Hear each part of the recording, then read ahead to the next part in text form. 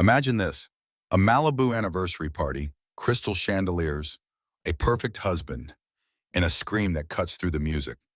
In one night, a 5 months pregnant wife is branded a liar, a burn becomes a fall, and a brilliant doctor hears the one detail that doesn't fit.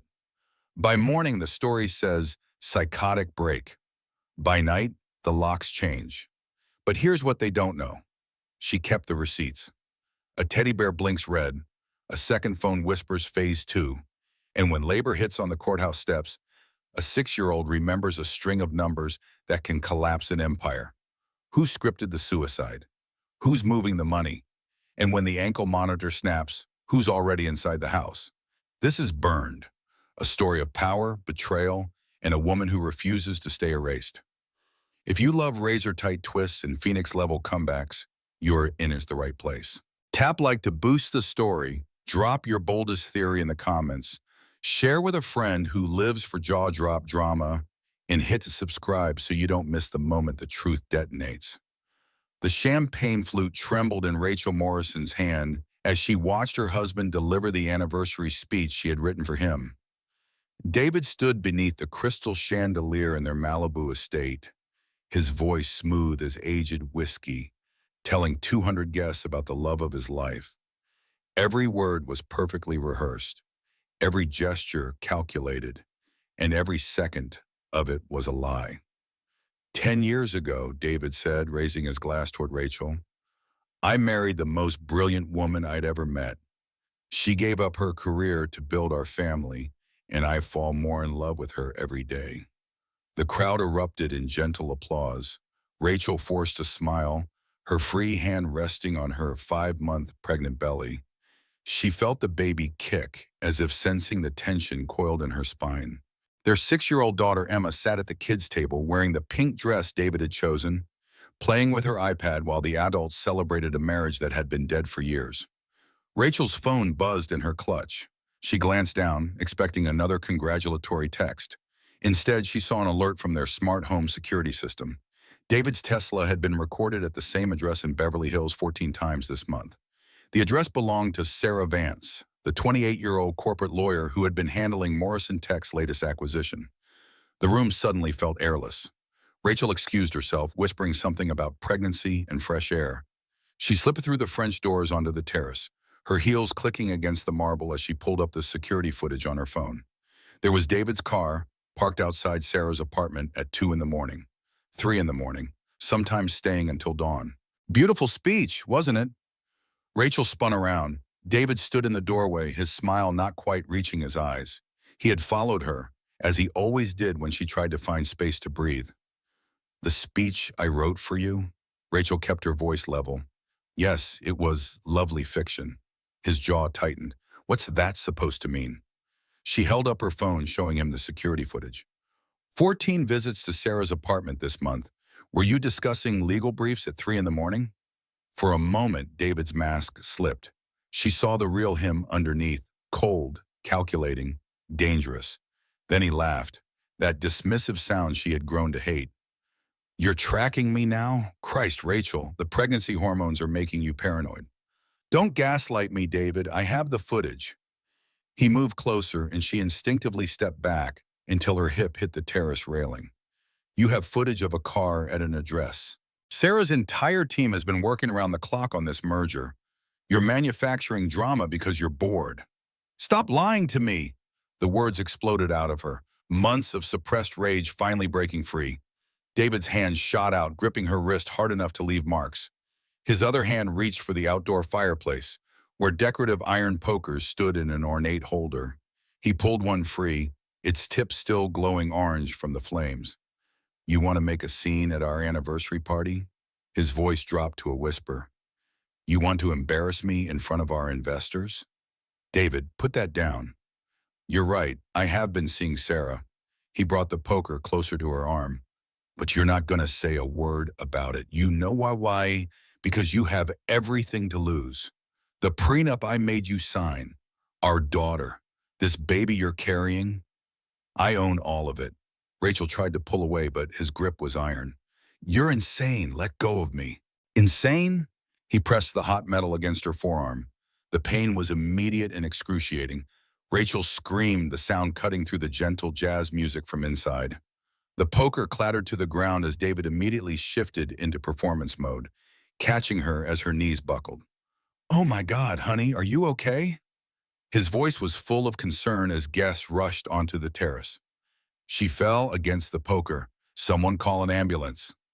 Through her tears and pain, Rachel saw him perfectly. The concerned husband, the worried father-to-be.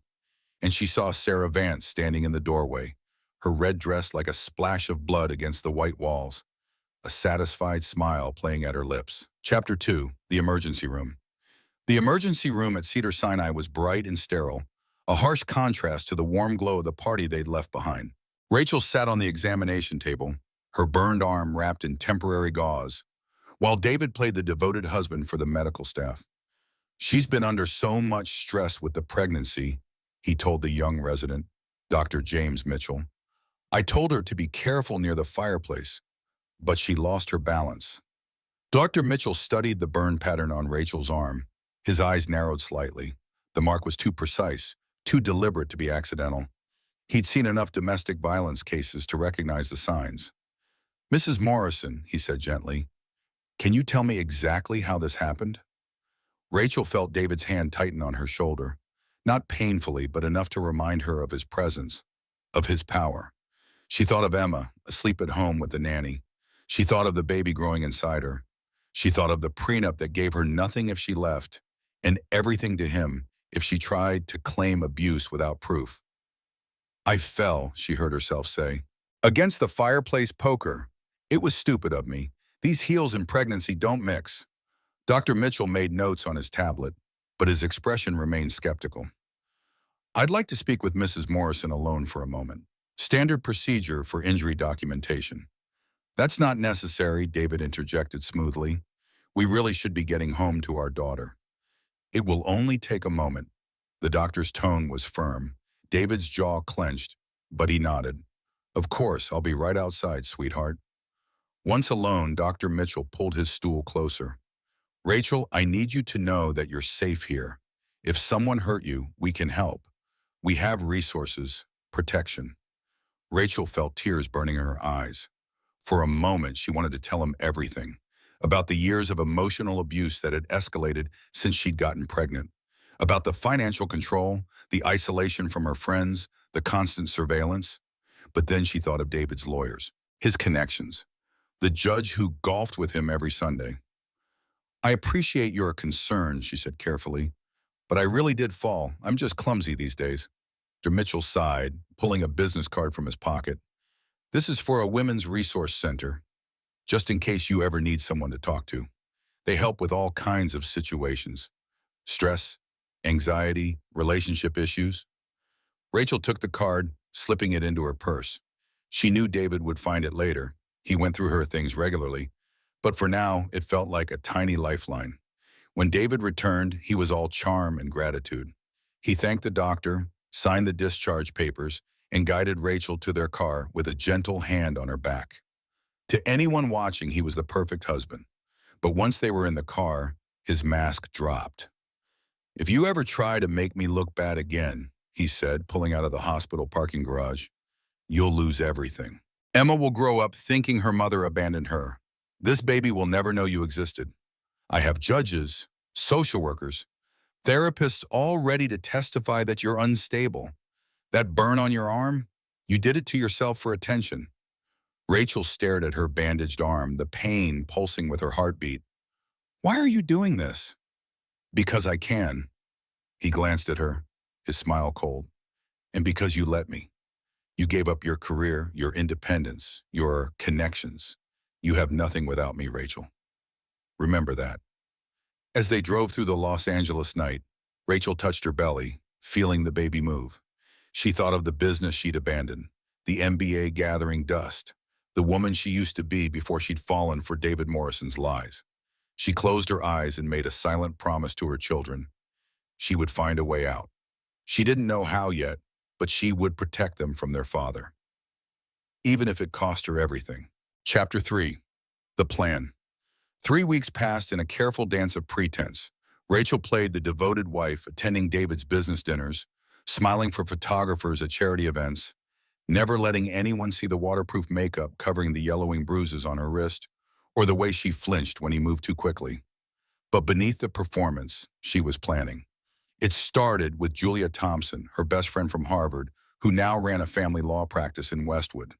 They met at a pregnancy yoga class, the only place David allowed her to go alone, convinced that surrounded by other wealthy mothers, she couldn't cause trouble.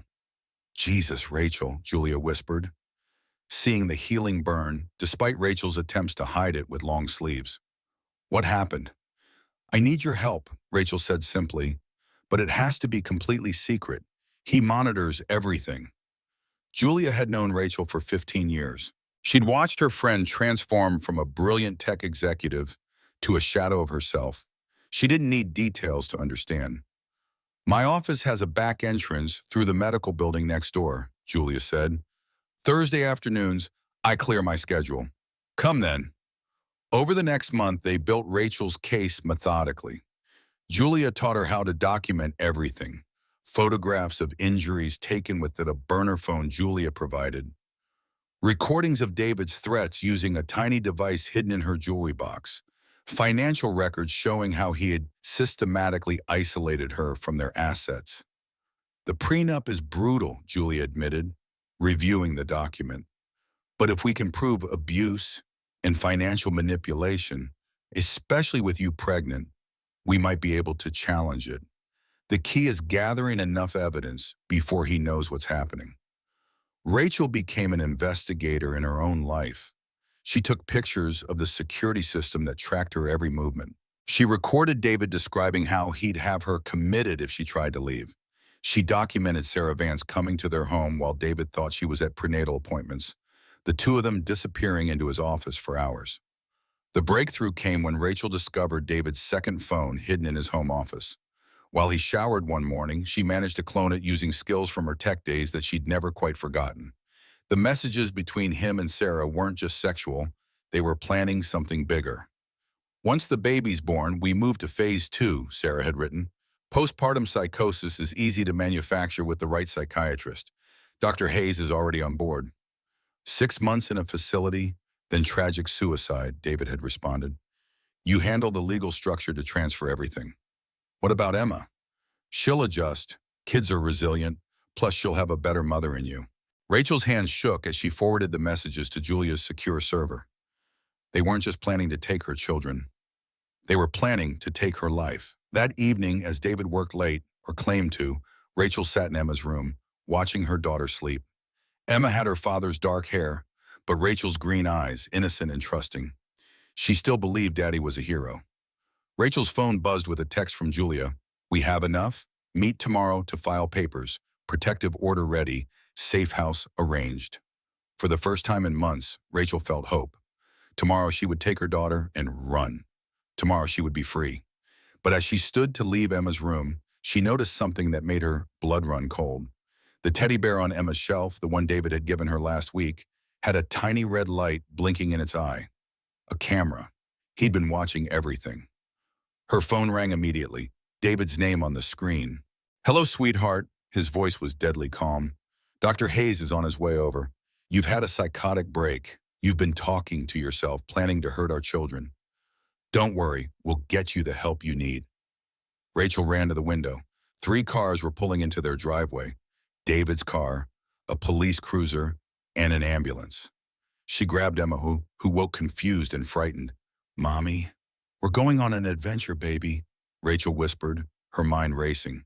But when she reached the garage, David was already there with 2 police officers and a man in a white coat she assumed was Dr. Hayes. There she is, David said, his voice full of concern. She's been getting worse all week, talking about conspiracies, saying people are watching her. She burned herself 3 weeks ago and blamed it on me. That's not true, Rachel held Emma tighter. He's lying. Call Julia Thompson. She's my lawyer. She has evidence. Ms. Morrison, doctor. Hayes interrupted smoothly. You're showing signs of severe paranoid delusion. These pregnancy hormones can really affect the mind. We just want to help you. Mommy, you're scaring me, Emma whimpered. Rachel's heart shattered. She was trapped. If she fought, she'd look unstable. If she ran, they'd restrain her. Everything she said would be twisted into symptoms of mental illness. I have recordings, she said desperately. Proof of everything. David held up her burner phone. You mean this? The phone where you've been creating fake conversations with yourself? Recording yourself playing different voices? We found it all, honey. The delusions are very elaborate. He'd found the phone, he'd found everything, and he'd turned it all into evidence against her. Chapter 4. The institution's Serenity Hills Psychiatric Center looked more like a luxury resort than a mental hospital, with its manicured gardens and Spanish-style architecture. But the locked doors and barred windows told a different story. Rachel had been there for 2 weeks, her protests dismissed as symptoms, her demands for a lawyer interpreted as paranoid aggression. Dr. Hayes had crafted a masterful fiction. According to her file, she'd been exhibiting signs of psychosis for months. Paranoid delusions about her husband's infidelity, self-harm blamed on others, elaborate conspiracy theories about people trying to steal her children. The burned arm was reclassified as intentional self-injury. The recordings were labeled as dissociative role-playing. They medicated her heavily at first, claiming it was for the baby's safety. The drugs made her sluggish, confused, unable to form coherent arguments. When Julia tried to visit, she was told Rachel had requested no visitors. When Rachel demanded to call her lawyer, she was told her paranoia about needing legal help was part of her illness. But Rachel had survived in the corporate world by being adaptable. She learned quickly how to play their game. She attended group therapy, admitting distress and confusion. She took the minimal medication she could negotiate for the baby's sake. She stopped mentioning David's abuse or Sarah's involvement. She became the model patient. I can see you're making wonderful progress, Dr. Hayes told her during a session. Your husband visits every day, you know, he's so concerned. David had indeed visited, always when she was scheduled for treatments, leaving flowers and cards she was told about but never saw, building the image of the devoted husband standing by his troubled wife. The breakthrough came from an unexpected source. Night nurse Patricia Williams had worked at Serenity Hills for 20 years. She'd seen enough cases to recognize the difference between mental illness and abuse victims being silenced. She noticed things. The healing burn too precise to be self-inflicted, the way Rachel flinched at male voices, the medical records that didn't quite add up. One night, Patricia slipped Rachel a cell phone during medication rounds. 5 minutes, she whispered, then delete everything. Rachel called Julia with shaking hands. Thank God, Julia breathed. I've been trying to get a court order to see you. David's filed for emergency custody of Emma. Says you're a danger to her. He has her? Full temporary custody. The hearing is next week. If you're still institutionalized, he wins. Rachel felt her world crumbling. The evidence you have. He's claiming I'm part of your delusion. Says you manipulated me with fake evidence you created. He's got 3 experts ready to testify about your condition. What about Emma? Is she okay? Julia hesitated. She's confused. David's telling her you're sick. Sarah Vance has moved into the house. Emma calls her Aunt Sarah now. The pain was worse than any physical burn. Her daughter, her baby girl, being raised by the woman who'd helped orchestrate this nightmare. There has to be something. There is. Julia's voice dropped. Michael Anderson reached out to me. Michael Anderson, Rachel's former business partner from her tech days, now one of the most successful venture capitalists in Silicon Valley. They'd built their first startup together before she'd met David. He's been watching David's company, Julia continued. Suspicious financial patterns. He thinks there's fraud. If we can prove David's committing financial crimes, it changes everything. Criminal charges supersede custody agreements. Can he prove it? He's working on it. But Rachel, you need to get out of there. If you're still institutionalized when you give birth, David gets automatic custody of the baby too. The 5 minutes were almost up. How do I get out? Convince them you're better. Play the game. Doctor, Hayes is dirty, but the facility director, Dr. Morgan, is legitimate. If you can get a meeting with her, show her you're stable, she can overrule Hayes. Rachel deleted the call history and slipped the phone back to Patricia during the next rounds. The nurse squeezed her hand briefly, a silent promise of alliance. Over the next week, Rachel became the perfect patient. She participated enthusiastically in therapy, admitting to stress and poor judgment, but never mentioning abuse. She spoke lovingly of David, expressing regret for worrying him. She practiced breathing exercises, attended prenatal yoga, and helped other patients with their problems. Dr. Morgan finally agreed to see her.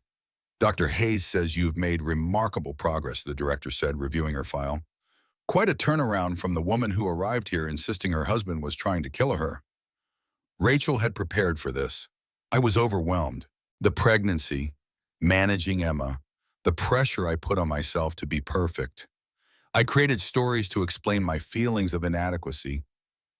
I see that now. And the burn on your arm? Rachel forced herself to look ashamed. I did it to myself, not consciously. I didn't plan it, but I was holding the poker and I just pressed it against myself. I wanted to feel something other than the numbness. It killed her to say it, to validate David's lies. But she saw Dr. Morgan making notes, saw her demeanor shifting from skeptical to sympathetic. Your husband has been very patient, Dr. Morgan said. Not all spouses would stand by someone through this. I know, I'm lucky. The words tasted like poison, but then they worked. 2 days later, Dr. Morgan announced that Rachel could be released to outpatient treatment. Home visits would be supervised at first, but she could begin rebuilding her relationship with her family. David arrived to pick her up, playing the grateful husband perfectly. He held her hand as they walked to the car, whispering in her ear as he opened the door. Good performance. But we both know the truth. You come home, you play the recovering mental patient, and maybe I'll let you see Emma twice a week. One wrong word, one step out of line, and you go back. And next time you won't leave until after the baby's born. Then you won't leave at all. Rachel placed a protective hand over her 7-month pregnant belly as the car pulled away from Serenity Hills. She'd won this round, barely. But the war for her children was far from over. Chapter 5. House arrest home felt like another institution, just with better decoration. David had transformed their Malibu estate into a luxurious prison. Security cameras in every room except the bathroom, door sensors that alerted his phone if she tried to leave, even a tracking bracelet disguised as jewelry for her safety during recovery. Emma had barely recognized her. 2 months was an eternity in a 6-year-old's world. She clung to Sarah now, who had seamlessly inserted herself as the fun aunt who bought presents and never said no. Rachel watched her daughter pull away when she tried to hug her, saw the confusion and hurt in those green eyes that looked so much like her own. Daddy said you were sick, Emma whispered during their first supervised visit. He said you might hurt me. I would never hurt you, baby, Rachel said, fighting tears. I love you more than all the stars in the sky. That's what Aunt Sarah says too, Emma replied, and Rachel's heart shattered a little more. The supervised visits were torture. A court-appointed observer sat in the corner, taking notes on every interaction. Rachel couldn't speak freely, couldn't explain, couldn't even hold her daughter without permission. David had crafted the perfect narrative, the mentally ill mother slowly being reintegrated into the family under careful watch. Meanwhile, Sarah had essentially moved in. She used the guest wing, but Rachel would find her everywhere. In the kitchen, making Emma breakfast. In David's office, reviewing contracts. In the master bedroom's doorway, watching Rachel with calculating eyes. You're looking well, Sarah said one morning, sipping coffee from Rachel's favorite mug. Pregnancy suits you, though I imagine it must be hard being so limited in what you can do. Rachel maintained her placid expression, the mask she'd perfected at Serenity Hills. I'm grateful for the support system. Sarah smiled, sharp as a knife. David's been so patient. We all have. Though I suppose patience has its limits. The threat was clear. Rachel understood she was living on borrowed time. Once the baby was born, her usefulness would end. The only question was how they planned to dispose of her. She found part of the answer while cleaning the nursery, one of the few activities she was allowed. Hidden behind the changing table was a prescription bottle with her name on it, filled with pills she'd never been prescribed. Enough pills to kill someone if taken all at once. They were already planning evidence for her eventual suicide. That night, unable to sleep, Rachel heard voices from David's office. The door was cracked, and she crept closer, staying in the camera's blind spot she'd discovered weeks earlier. 6 weeks after delivery, David was saying, postpartum depression leading to tragedy. Hayes will certify it. What about the investigation? Sarah's voice. Anderson's hit dead ends. Without Rachel's testimony, he has theories but no proof. Once she's gone, it all disappears. And Emma? She's already attaching to you. By the time she's 7, she'll barely remember Rachel existed. Rachel pressed her hand to her mouth to stifle a sob. They were planning her murder, discussing it like a business transaction. But then Sarah said something that made Rachel's blood run cold. The baby should have an accident too. 2 children are harder to manage than 1. Plus, it eliminates any genetic reminders of her. Even David paused at that. That's extreme. Extreme is leaving loose ends. Trust me, a tragedy that takes both mother and infant is cleaner. Postpartum psychosis, murder-suicide, happens more than people think. Rachel backed away, her mind reeling. They weren't just going to kill her, they were going to kill her baby. The innocent life growing inside her, already so active, already so loved. She made it to her room before the morning sickness hit, though at 8 months it was more likely pure fear turning her stomach. As she knelt by the toilet, she felt the baby kick hard, as if sensing danger. I won't let them hurt you, she whispered. I promise. But promises felt hollow when she had no power, no allies within reach, no way to protect either of her children. Julia was being watched, her calls monitored. Michael Anderson's investigation had stalled. Even Patricia Williams at Serenity Hills couldn't help from the outside. The next morning brought a new horror. David announced they were moving the delivery to a private birthing center owned by a friend of Dr. Hayes. Better security, he explained to the supervised visit observer. Given Rachel's history, we want to ensure everyone's safety during delivery. Rachel understood. A private facility meant no oversight, no questions, no witnesses if something went wrong. They were setting the stage for her final act. That evening, in desperation, she did something risky. During Emma's bath time, the one moment cameras couldn't watch, she whispered urgently to her daughter, Emma, baby, I need you to remember something. If anything happens to Mommy, find Miss Julia. Tell her about the pills behind the changing table. Can you remember that?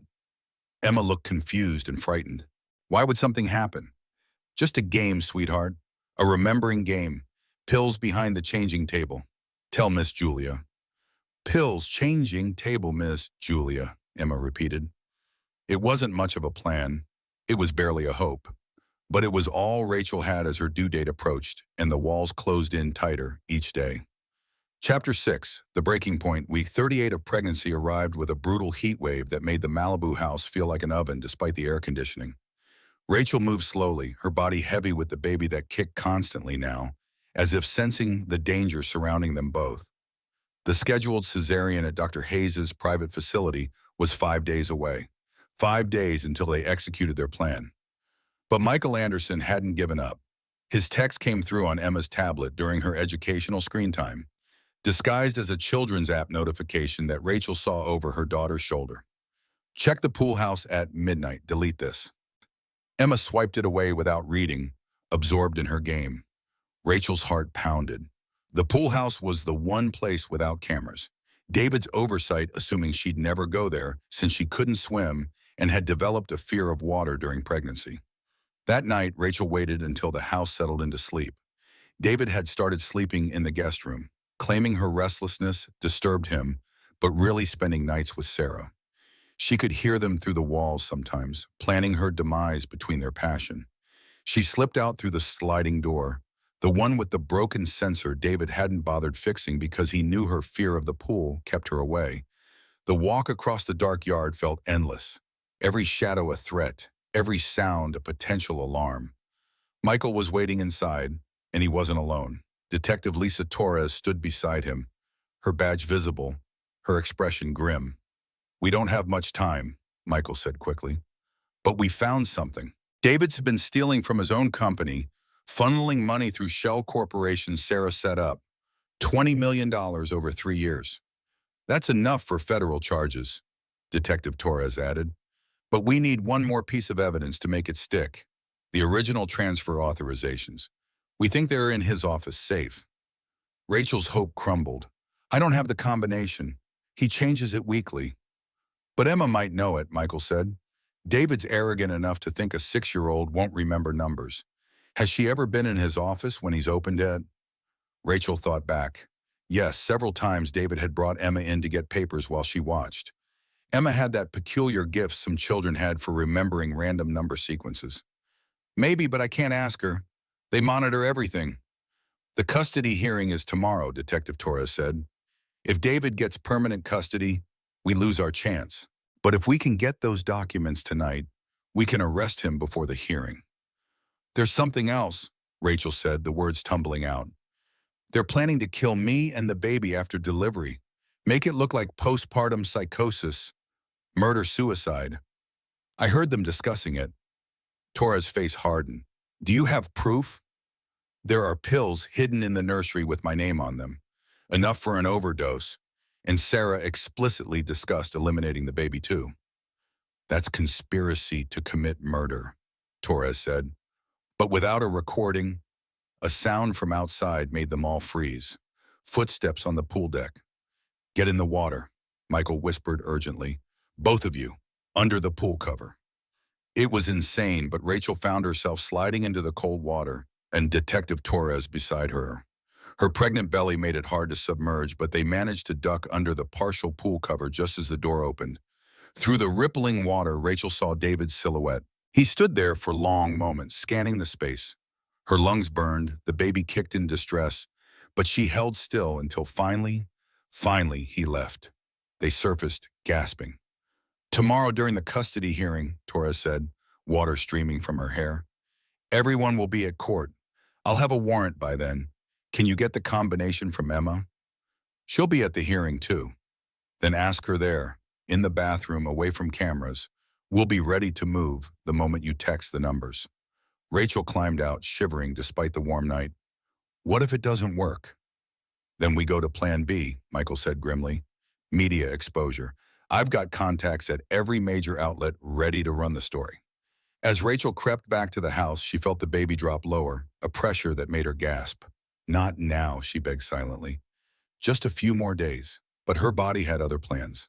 The next morning, as David dressed for court in his best suit, Rachel's water broke.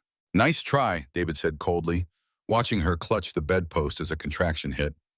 But we're still going to the hearing. You can deliver after I get custody. David, please, she gasped. The baby's coming. Babies take hours. We have time. He forced her to dress, to get in the car, even as contractions came faster, stronger. Sarah sat in the front seat, texting rapidly on her phone. Dr. Hayes can meet us at the courthouse, she said. There's a medical facility in the building.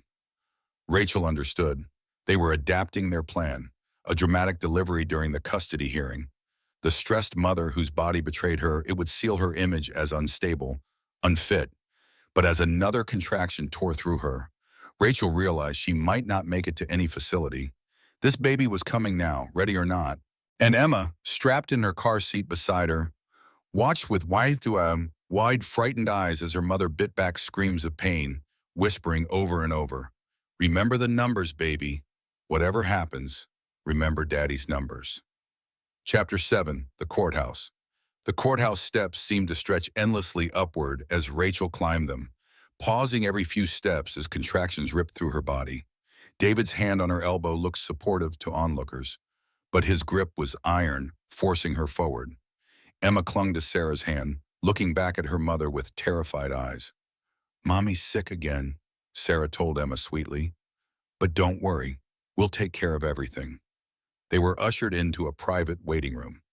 David's lawyers were already there, 3 of them in suits that cost more than most people's cars. Julia stood across the room, her face pale when she saw Rachel's condition. "She needs a hospital," Julia said immediately. "She needs to be here," David countered smoothly. "Family court has medical facilities. Dr. Hayes is already on his way." Rachel collapsed into a chair, her dress soaked with sweat.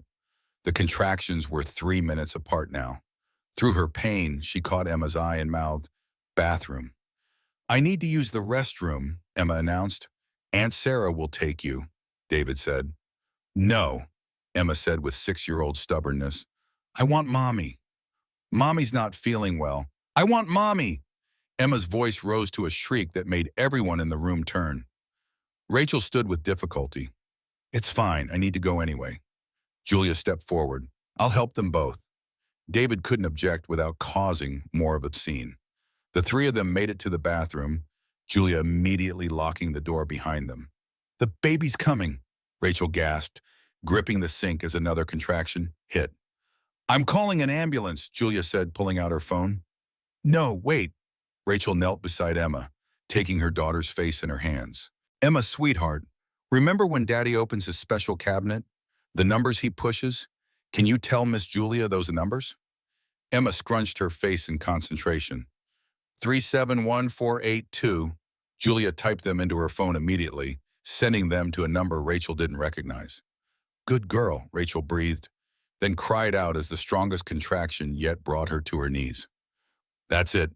We're going to the hospital," Julia said. "No courthouse medical facility," Rachel managed. "Real hospital. Please." Julia helped her stand just as someone pounded on the door. "Everything okay in there?" David's voice controlled but angry. "She's in labor," Julia called back. "I'm calling an ambulance." "Dr. Hayes is here. He can handle it." Julia looked at Rachel, who shook her head desperately. "My client needs a real hospital," Julia said firmly, "unless you want to explain to the judge why you prevented a woman in active labor from getting proper medical care." There was silence, then David's voice, deadly quiet. "Fine, but I'm riding with her." The ambulance arrived within minutes. As they loaded Rachel onto the stretcher, she saw Michael Anderson across the courthouse lobby, his phone to his ear. He nodded once at Julia. The combination had worked. In the ambulance, David sat beside her, his hand on hers in a parody of support. "You think you've won something?" he whispered, low enough that the paramedics couldn't hear over the sirens. "This changes nothing. That baby will be born, you'll be declared unfit, and then..." He didn't finish, but she knew. Then came their final solution.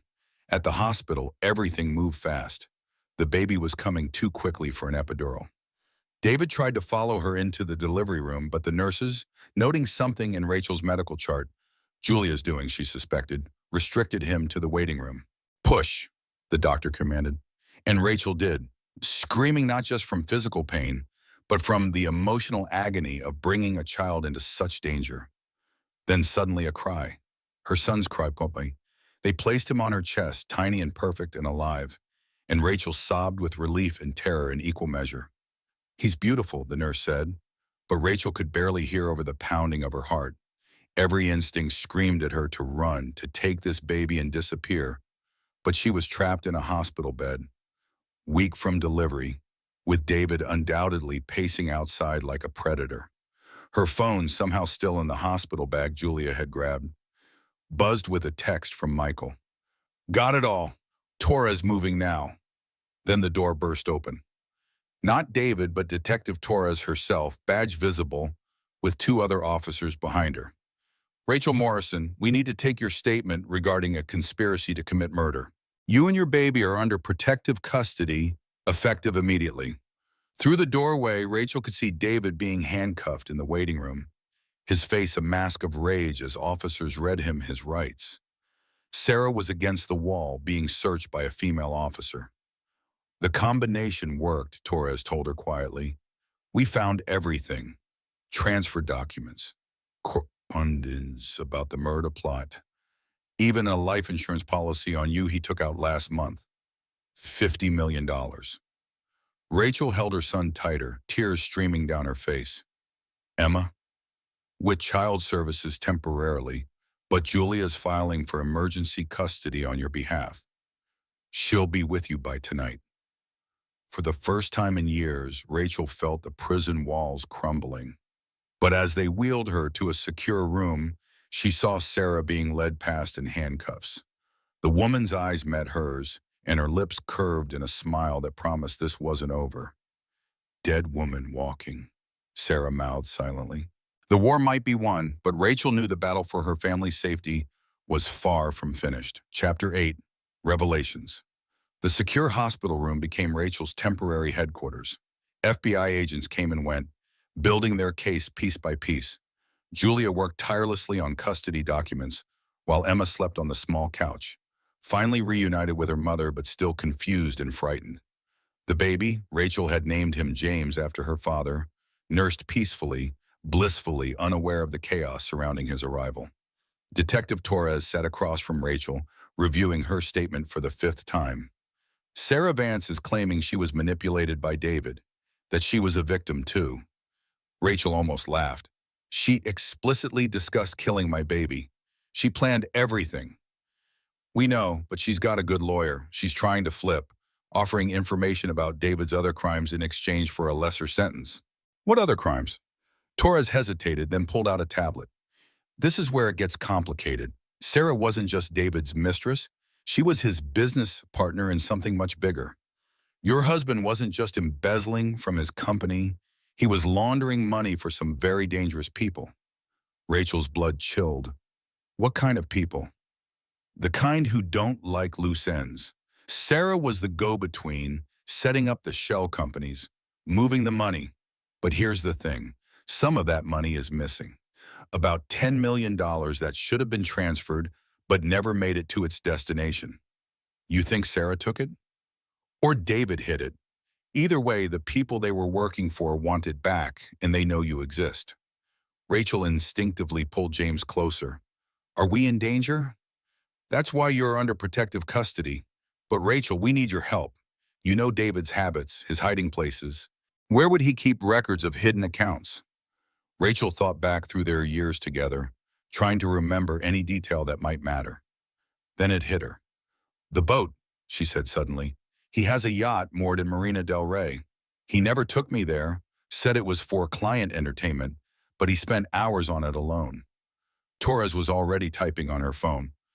We'll get a warrant. That evening, as Rachel was helping Emma with a puzzle, Michael Anderson arrived with a laptop and a grim expression. I've been digging deeper into Sarah's background, he said. She's not who she claims to be. Her real name is Sarah Walsh. She's been running this con for years, targeting wealthy married men, becoming the mistress, then either blackmailing them or taking over their assets. How many? Rachel asked, horrified. At least 4 that I've found. 1 in New York, 2 in Chicago, 1 in Miami. In each case, the wife either died under suspicious circumstances or ended up institutionalized. Rachel felt sick. And nobody caught her? She's smart, changes her appearance, her name, creates new identities. But she made a mistake with David. She got greedy, tried to take on something bigger than a simple marriage con. Emma looked up from her puzzle. Is Aunt Sarah bad? Rachel smoothed her daughter's hair. Yes, baby, she's very bad. I knew it, Emma said matter-of-factly. She was mean to Mr. Whiskers when you weren't looking. Even in the tension, Rachel had to smile. Children saw truth in the simplest things. Torres called an hour later. We found it. The yacht had a hidden compartment with drives containing everything. Cryptocurrency wallets, offshore account numbers, even recordings of conversations with the money laundering clients. Recordings? David was building insurance. If they ever turned on him, he had evidence to take them down too. But Rachel, there's something else. One of the recordings is Sarah talking to someone about you. From 6 months ago, before the pregnancy was showing.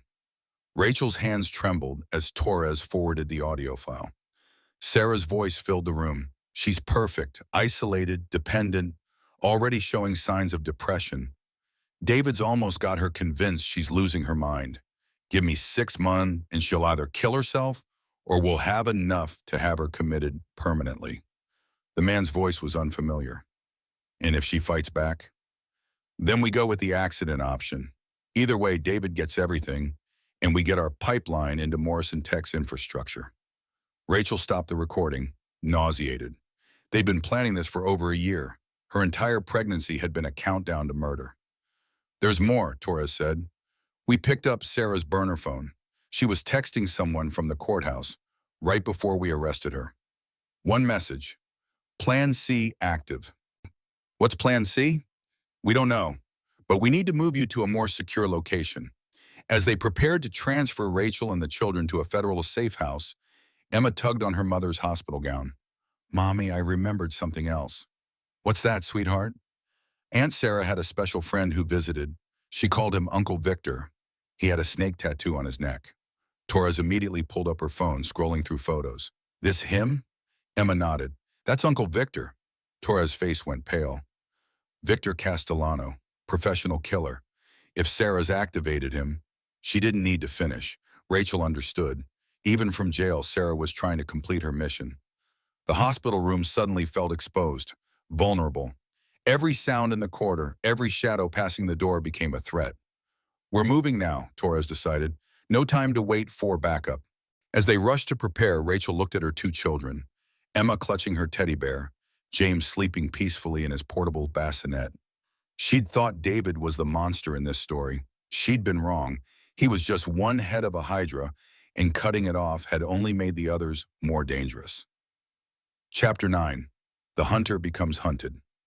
The federal safe house was a modest two-story home in Thousand Oaks, unremarkable from the outside but fortified with bulletproof glass, reinforced doors, and a state-of-the-art security system.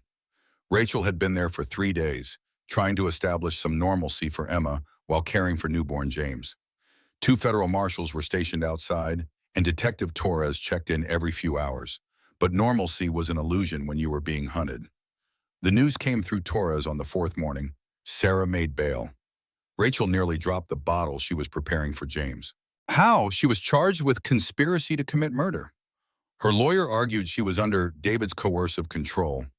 Some judge bought it and set bail at $5 million. She paid cash. The missing money, Rachel breathed. Exactly.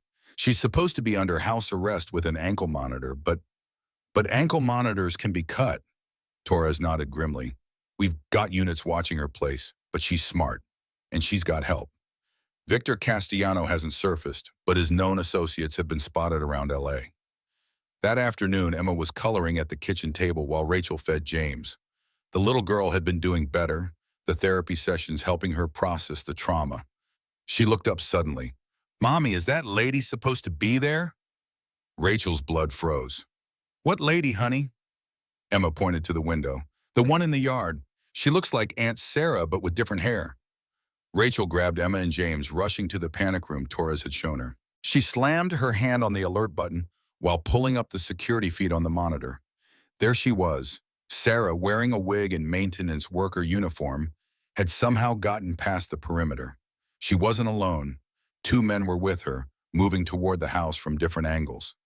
Stay here, Rachel told Emma, locking her in with James. Don't open this door for anyone in but me or Detective Torres. Mommy, don't go. I'll be right back, baby. Protect your brother. Rachel grabbed the emergency phone, but the line was dead. They'd cut communications. The marshals outside weren't responding to the alarm, likely already neutralized. She heard glass breaking downstairs. They were inside. Rachel remembered something Michael had said during one of his visits. You're not the same woman David broke. You're a survivor now.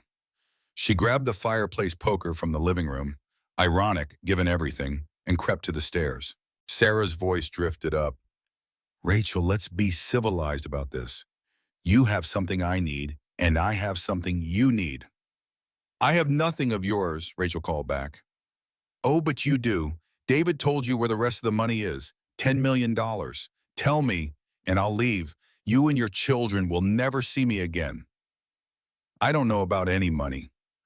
Footsteps on the stairs. Sarah appeared, no longer the polished lawyer, but something feral, desperate. He told you. Men like David always tell their wives, thinking they're too stupid to understand. Where is it? Rachel gripped the poker tighter. Even if I knew, why would I tell you? You're going to kill us anyway. Sarah smiled, pulling out a gun. True, but I can make it quick, or I can make your children watch. Your choice. Something snapped in Rachel. The fear that had controlled her for years transformed into rage. You want to know where the money is? David hid it in the one place you'd never think to look. Sarah stepped closer, eager. Where? In your apartment, in the walls. He was planning to frame you from the beginning. For a moment, Sarah's eyes widened with genuine surprise. Then Rachel struck, swinging the poker with all her strength. It connected with Sarah's arm, sending the gun flying. They crashed together, rolling down the stairs. Sarah was younger, stronger, but Rachel was fighting for her children. They hit the landing hard, both gasping. Sarah lunged for the gun, but Rachel kicked it away. It slid under the couch just as the front door exploded open. Detective Torres and a SWAT team flooded in. "Federal agents, nobody move!" Sarah tried to run, but Rachel tackled her, both women crashing into the coffee table. Years of suppressed rage poured out as Rachel held her down. "You tried to take everything," Rachel gasped. "My husband, my children, my sanity, my life." Sarah laughed, blood running from her nose. "And I almost succeeded. If it wasn't for that brat remembering the safe combination—" "No," Rachel said firmly. "You failed because you underestimated me. You both did." As the agents cuffed Sarah, she looked back at Rachel one last time. "This isn't over. I have friends, resources you can't imagine." Torres stepped between them. "Your friends are being arrested as we speak. Victor Castellano was picked up an hour ago. Your entire network is done." Sarah's face finally showed fear. "You don't understand. The people we were working for, they don't forgive. They don't forget." "Then they'll have to go through us," Torres said. As Sarah was dragged away, Rachel rushed back to the panic room. Emma flew into her arms, James still sleeping peacefully in his sister's protective embrace. "You were so brave," Rachel they whispered to Emma. "Just like you, Mommy." Torres approached them carefully. "We need to talk about witness protection." Rachel looked at her children, then shook her head. "No, no more running. No more hiding. We're going to stay, testify, and end this properly. It's dangerous. Everything about my life has been dangerous for years. At least now I'm fighting back." She stood, James in one arm, Emma's hand in hers. For the first time since she'd married David Morrison, Rachel felt truly free. But freedom, she was learning, came with its own price. Chapter 10, Phoenix Rising. The trial was a media sensation. Rachel sat in the witness box for 3 days, methodically detailing years of abuse, the conspiracy to murder her, the money laundering operation that had funded it all. David sat at the defendant's table, his once perfect facade cracked beyond repair. Sarah was tried separately, her own criminal history finally exposed. Emma had to testify too, the hardest thing Rachel had ever watched. But her daughter was remarkable, clearly describing what she'd seen and heard with a composure that made Rachel proud and heartbroken simultaneously. "Daddy hurt Mommy," Emma said simply when asked, and Aunt Sarah helped him. The jury deliberated for less than 2 hours. Guilty on all counts. David got 35 years to life. Sarah, with her prior crimes now exposed, received 40 years without parole. The money laundering network they'd been part of crumbled under federal investigation, dozens of arrests following. 6 months later, Rachel stood in a conference room she'd once known well, the headquarters of Morrison Tech. But it wasn't Morrison Tech anymore. The board had voted to rename it Phoenix Technologies, with Rachel as the interim CEO. "You don't have to do this," Michael Anderson said, reviewing the papers with her. "You could sell your shares, walk away with enough money to never work again." Rachel looked out at the city she'd once been prisoner in. James slept in his carrier beside her desk while Emma was at her new school, a normal school where she was just another kid, not the daughter of a scandal. "David built this company on lies and crime," she said, "but there are 800 employees who had nothing to do with that. They deserve better. The technology we developed could actually help people if used ethically." She signed the papers, officially taking control. The first thing she did was establish an on-site daycare and mandatory domestic violence awareness training. The second was creating a foundation for survivors of intimate partner abuse. Julia Thompson agreed to run the legal aid division. "You know Sarah's appealing," Julia mentioned during one of their meetings. "Let her," Rachel said. "She can appeal from her cell for the next 40 years. But the best moment came a year later. Rachel was in her office, James playing with blocks at her feet while she reviewed quarterly reports. Her assistant knocked. "There's someone here to see you." "Says she's from Serenity Hills?" Patricia Williams walked in, the night nurse who had risked her job to help Rachel make that crucial phone call. "I wanted you to know," Patricia said. Hayes lost his license. The facility is under new management. They're implementing real oversight, real protection for patients. Rachel hugged her, tears flowing freely. You saved my life. No, Patricia said firmly. You saved your own life. I just handed you a phone. That evening, Rachel sat in her new home, a modest place in Manhattan Beach, nothing like the Malibu mansion, but filled with warmth. Emma was teaching James to stack blocks while their rescue dog, definitely not named Mr. Whiskers II, but everyone called him that anyway, supervised. Her phone rang. Detective Torres. Thought you should know, Torres said. Sarah was attacked in prison. She's alive but in protective custody now. Seems her former business associates weren't happy about her cooperation with the feds. Rachel felt nothing, not satisfaction, not pity, just nothing. Sarah had become irrelevant to her life. How are you doing? Torres asked. Rachel watched Emma carefully help James place another block, both children giggling when the tower wobbled, but stood. We're building, she said simply. 2 years passed. Phoenix Technologies went public with a focus on ethical tech development. Rachel rang the opening bell at the New York Stock Exchange with Emma and James beside her. The company was valued at $2 billion. She used her platform to speak about domestic violence, about the systems that fail survivors, about the importance of believing women. Her TED Talk, The Phoenix Protocol, Rising from Abuse, had 15 million views. But the work that mattered most happened quietly.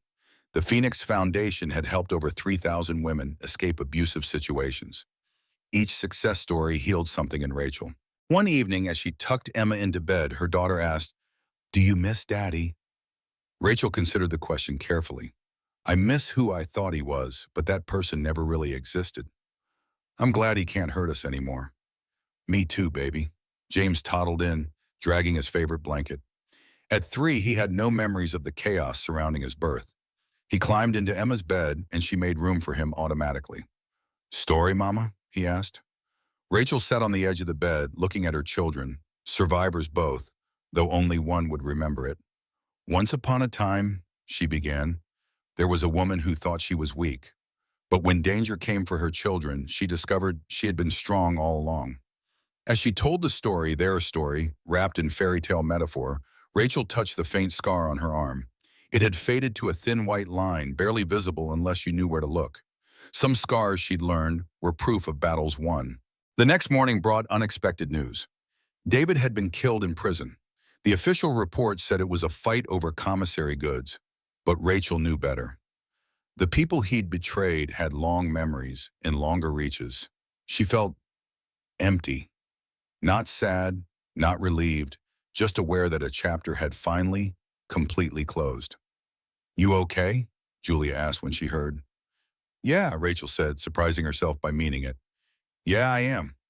That afternoon, she got a call from a number she didn't recognize. Miss Morrison, this is Amanda Clark from The Times. I'm working on a book about your case. I was wondering if you'd be willing to be interviewed.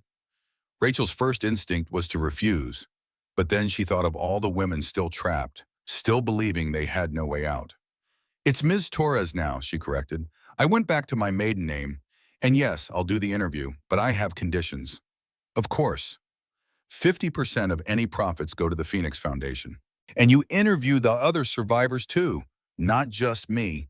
This isn't just my story. Agreed.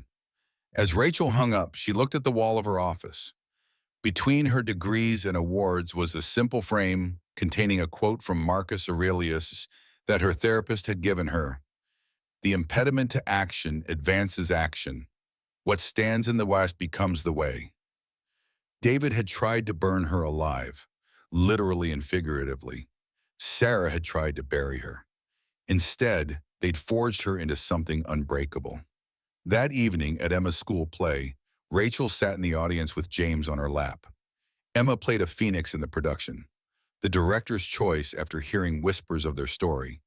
As her daughter spread her red and gold wings on stage, delivering her lines about rising from ashes, Rachel felt the last chain around her heart break free. After the play, as they walked to the car, Emma asked, Mommy, are we safe now? Really safe?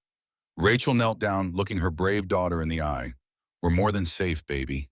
We're free. And for the first time in years, That felt like the complete truth. Epilogue.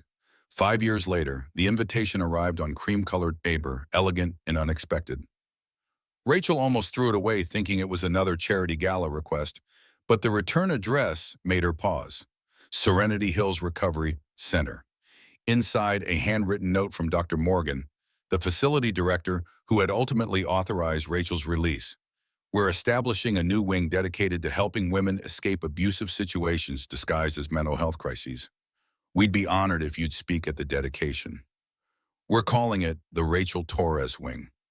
Rachel stood in her kitchen, the morning sun streaming through windows that had no bars, no locks she didn't control. James, now 8, was arguing with 11-year-old Emma about whose turn it was to feed Mr. Whiskers II. Normal sibling squabbles in a normal home. "Mom, James is being annoying," to Emma called. "Am not," James protested. "Figure it out together or you both feed him," Rachel replied automatically, still reading the invitation. Her phone buzzed. Michael Anderson. "Did you see the news?" he asked without preamble. "What news?" "Sarah Vance is dead, really dead this time. Heart attack in her cell last night." Rachel waited for some feeling to come, relief, satisfaction, something. But there was only a distant acknowledgement, like hearing about a storm in another country. "The lawyers are saying there might be more hidden assets," Michael continued. "Money she squirreled away that could go to the victim's fund." "Let Julia handle it," Rachel said. "I have a dedication to attend." 3 weeks later, Rachel stood at a podium in the place where she'd once been held prisoner. The Rachel Torres Wing was beautiful, designed with input from survivors, with hidden panic buttons, private phone access, and staff trained to recognize the difference between mental illness and abuse trauma. "5 years ago, I was brought here in chains," Rachel began, looking out at the audience of doctors, donors, and survivors. "They said I was insane, that I'd burn myself, that I'd imagined the danger I was in." She saw Patricia Williams in the front row, now head of nursing, wiping away tears. "The system failed me, but individual people within that system saved me. One nurse who risked her job to give me a phone. One doctor who looked past the paperwork to see the truth. One detective who believed me when everyone else thought I was delusional." Emma and James sat with Julia, both dressed formally but fidgeting as kids do. Rachel smiled at them. "Abuse thrives in silence and isolation. It depends on systems that prioritize reputation over truth, convenience over justice. But it can't survive when people stand up, speak out, and refuse to be silenced." She touched the spot where her scar used to be visible. The skin was smooth now, the mark finally faded completely. "They tried to burn me alive. They tried to steal my children. They tried to erase me. But I'm still here. We're still here. And we're not just surviving, we're thriving." The applause was thunderous. Later, during the reception, a young woman approached Rachel hesitantly. "Miss Torres, I'm in a situation. My husband, he's powerful, connected. Everyone thinks he's perfect, but..." Rachel took the woman's hand. "I believe you." Those 3 words made the woman burst into tears. "Here's what you're going to do tomorrow," Rachel said, leading her to a quiet corner. "First, you're going to meet my friend Julia. She's a lawyer who specializes in cases like yours. Second, you're going to start documenting everything, but safely. Third, you're going to remember that you're stronger than you know." As she connected the woman with Julia, Rachel's phone buzzed with a text from Emma. "Mom, James got into the gifted program. Can we get ice cream to celebrate?" Rachel smiled, texting back, "Of course. Pick me up in an hour." Her life had 2 sides now, the public figure who fought for survivors, and the mother who celebrated her kids' victories with ice cream. Both parts were real. Both were hers. Detective Torres, Lisa, as Rachel now called her after years of friendship, found her as the event wound down. "You know there's another one, right?" Lisa said quietly. "Another David and Sarah out there somewhere planning something similar." "I know," Rachel said. "That's why we keep fighting. It never really ends, does it?" Rachel looked around the room full of survivors and advocates, then at her children waiting by the door, Emma helping James with his coat. "The trauma never fully goes away," she admitted. "But neither does the strength that we found because of it. They thought they were destroying us. Instead, they taught us we're indestructible." As they walked to the car, James ran ahead while Emma walked beside Rachel, almost as tall as her mother now. Mom, Emma said quietly, I've been thinking about what I want to be when I grow up. Oh, a prosecutor, like the one who put Dad away. I want to help people like you help that woman today. Rachel pulled her daughter close, kissing the top of her head. You'll be amazing at whatever you choose. I know, Emma said with the confidence of a child who'd seen her mother rise from ashes. You taught me that. As they drove home, the California sun setting over the ocean, Rachel thought about the woman she'd been 15 years ago. Brilliant, ambitious, but ultimately naive. That woman had died the night David pressed the burning iron to her skin. But what had risen in her place was something far more powerful. A survivor who'd become a savior. A victim who'd become a voice. A woman who'd learned that sometimes the greatest strength comes from the deepest scars. Her phone lit up with a news alert. Phoenix Technologies named most ethical company in tech for third consecutive year. She turned it off. That could wait. Tonight she had ice cream to eat with her children, a normal evening in a normal life that had been anything but normal to achieve. James was already arguing about flavors while Emma mediated with the patient experience of an older sister. Mom, tell James that mint chip is better than cookies and cream, Emma called. They're both good, Rachel said diplomatically. That's such a mom answer, James complained, making them all laugh. These moments, simple, sweet, unguarded, were what she'd fought for. Not the company, not the foundation, not even justice, though all of those mattered. She'd fought for the right to have ordinary problems and everyday joys. The right to be a mother whose biggest concern was mediating ice cream debates. The right to live without fear. As they parked at the ice cream shop, Rachel caught her reflection in the rearview mirror. The woman looking back wasn't broken or bitter. She was whole, not despite her scars, but because of how she'd chosen to heal them. Come on, Mom, James called, already at the shop door. Coming, she called back, stepping into her beautiful, hard-won, ordinary life. And in that moment, she knew with absolute certainty she had won. Not because David was dead or Sarah was gone. Not because she ran a successful company or had become an advocate. She had won because she could walk into an ice cream shop with her children on a Tuesday evening and feel nothing but joy. She had won because fear no longer owned any part of her life. She had won because she'd taken the worst thing that ever happened to her and transformed it into purpose. The phoenix had risen indeed, and she would never burn again.